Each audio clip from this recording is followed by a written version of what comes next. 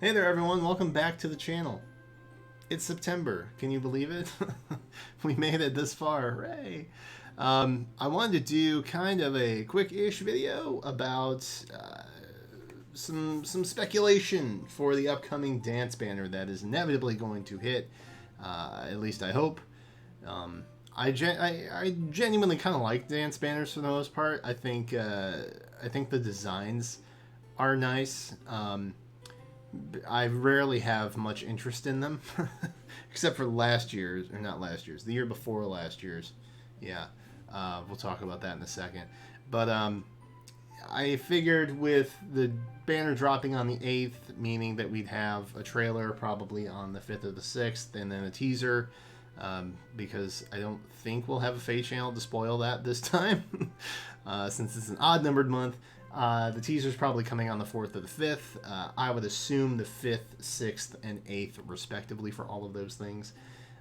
So I figured, why not? Let's do a quickie speculation video to see where I think maybe their head might be at in terms of what they're going to do this year. And there's a little bit of evidence that I'll talk about, too, that might help maybe back that up, possibly. So special shout out to the Discord. You will see a screen cap of that later. So a little bit of back history. Initially, the first dance banner that we ever had was a performing arts banner that had Awakening and Fates characters. Then we had Hoshido Festival, which had Fates and Tellius characters, specifically Radiant Dawn Tellius characters. And then we had Splendid Soiree, which was last year, which kind of served as like the ultimate fan service to many, given that we A, had a free Renea, and B, Berkut was also part of that collection of units. So that one actually included Tellius as well. We had Nephany on there, but it was Path of Radiance Nephany, not Radiant Dawn Nephany, but still Tellius, essentially. And then we also had Valentia, obviously, and Thracia with Ishtar and Reinhardt. So the reason I kind of laid that backstory out was the progressive banners every year tend to draw back from somebody in a previous banner region-wise. So for Fates and Awakening, obviously, we had Fates kind of drift into the Hoshido Festival. It's called Hoshiden Festival, so yeah, that's kind of obvious. But we also had Tellius units join from Radiant Dawn. Then in the next one after that, we had another Tellius unit join, even though it was Path of Radiance. Same region, right? And then we had Valentia and Thracia.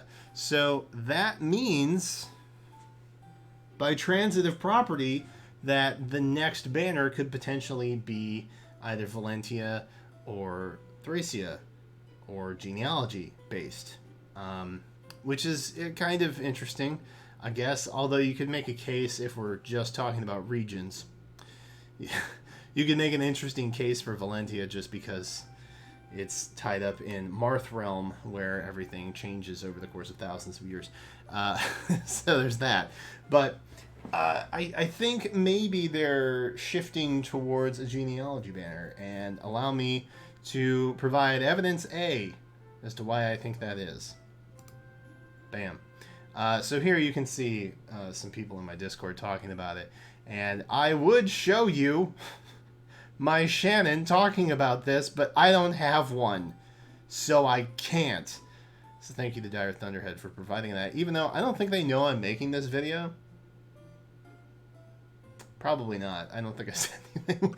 But thank you to you guys for talking about this so that I can talk about this, because I don't have a Shannon. So you can see the name of Ulster has been changed to, if you can't pronounce that, that's okay. It's Irish, essentially, which, I mean, perfect. Who better to talk about Irish mythology, am I right? That is actually pronounced Skahak, I think. I'm probably butchering that, but that's as close as I can get. So, you know, if you get around that area, it's fine. Don't worry about it. But essentially, Ulster was renamed to Skahak, and lining up with what he traditionally was in Japan, or what he was called in Japan, rather. And it's this guy right here, if you don't know who that is. I don't think it's spoilers to say that, he's the son of Ira. There's a little bit of resemblance there. I don't think that's spoilery. But beyond that, this guy also showed up in some Awakening DLC named Ulster. So for a little history lesson, let's go over why he may have been named Ulster. So initially, Skahak was a legendary woman warrior in the Ulster cycle, which is basically a set of mythologies in Northern Ireland, which was a traditional province, also known as Ulster. Whoa, crazy, right? So Skahak trained Cuchulainn.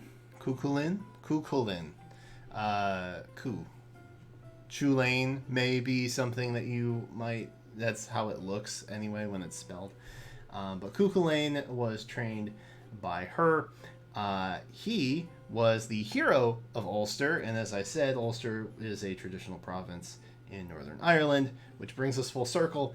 So I'm assuming that maybe because of his name initially, that he was just heavily associated with Ulster, which is why that name kind of stuck. But in the Japanese games, or the games, I guess, because they're only in Japan, maybe they'll get localized someday, Skahak was the name that is associated with him. So that's basically what they changed it back to. It's no longer Ulster, it's the proper Skahak. So what does that mean? Basically what that means is they made a change kind of abruptly without really mentioning why or anything. I can only really assume that the reason they would do that is to make it fit congruently with something.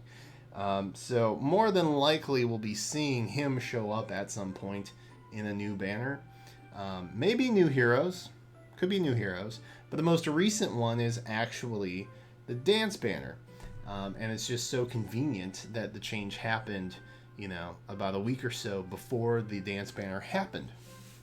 Strange. And as I said before, these dance banners have traditionally kind of progressed to include some units from the same region as last year's banner while introducing some new ones. And it's actually been a really interesting transition, I would say, because initially it started off with two very popular titles, Fates and Awakening, right? And then Tellius, the year following that, kind of became like the new Awakening in a sense for Fae. Tellius became wildly popular. I'm not really sure why, but it did. Tellius units in general did really well in Choose Your Legends polling, and they still do. And then you had Tellius kind of ushering in the Renea Berkut of it all. So I feel as though they're kind of matching units from the dance banner with titles that do really well and titles that maybe don't have as much exposure outside of that first year. But we don't really count that first year because pretty much everything was Fates and Awakening that year. So that's kind of the anomaly. But I think they kind of progress in terms of introducing new units this way. So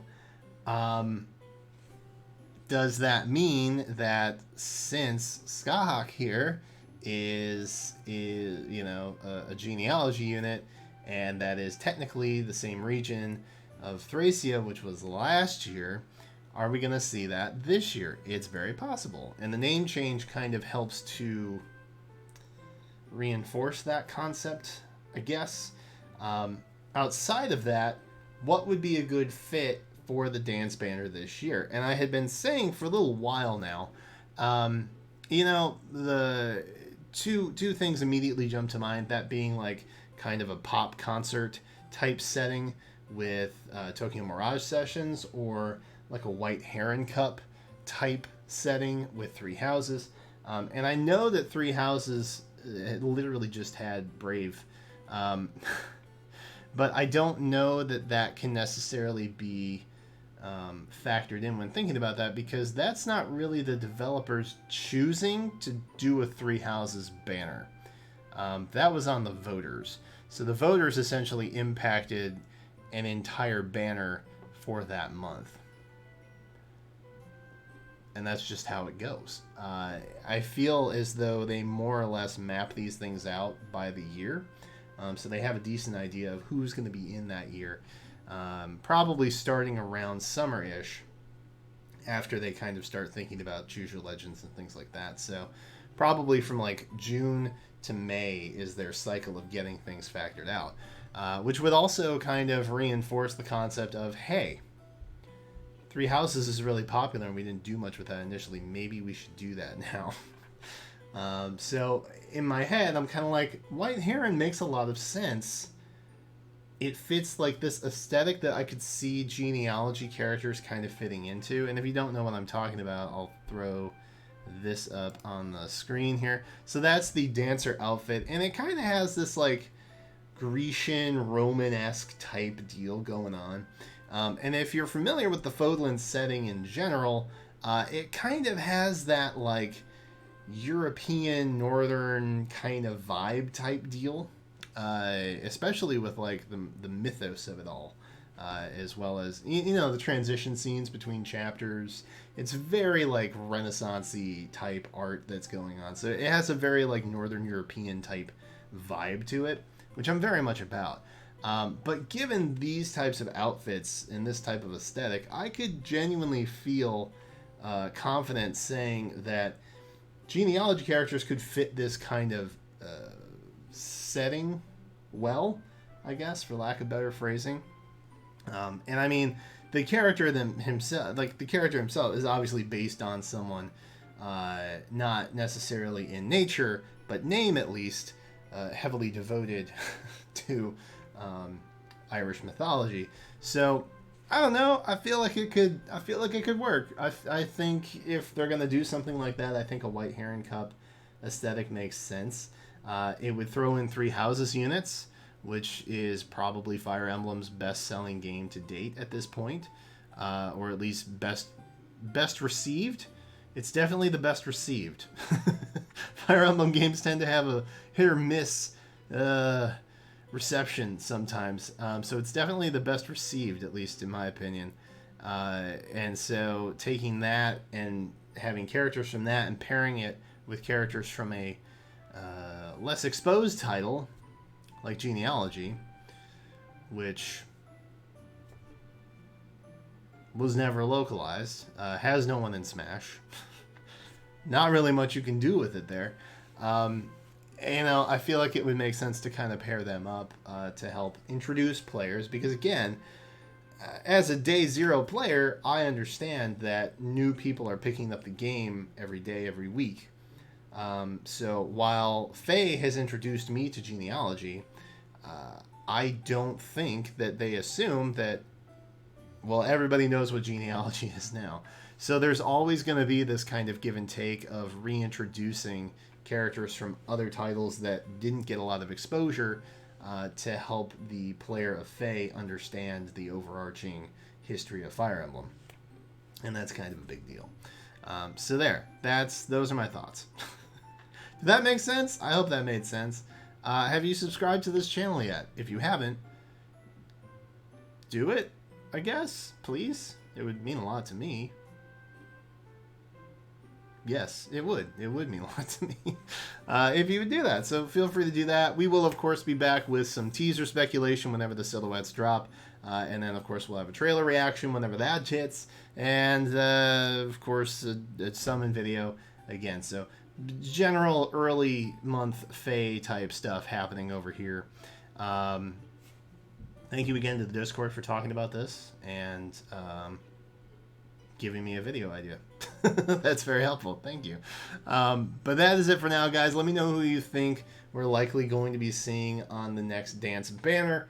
What theme do you think it'll be, actually? That's more interesting in my opinion. I don't really care about the characters so much. I like the theme. I like the aesthetic of the dance banners. So that is it for right now. Thank you all so much for watching. Until then, I will catch you next time.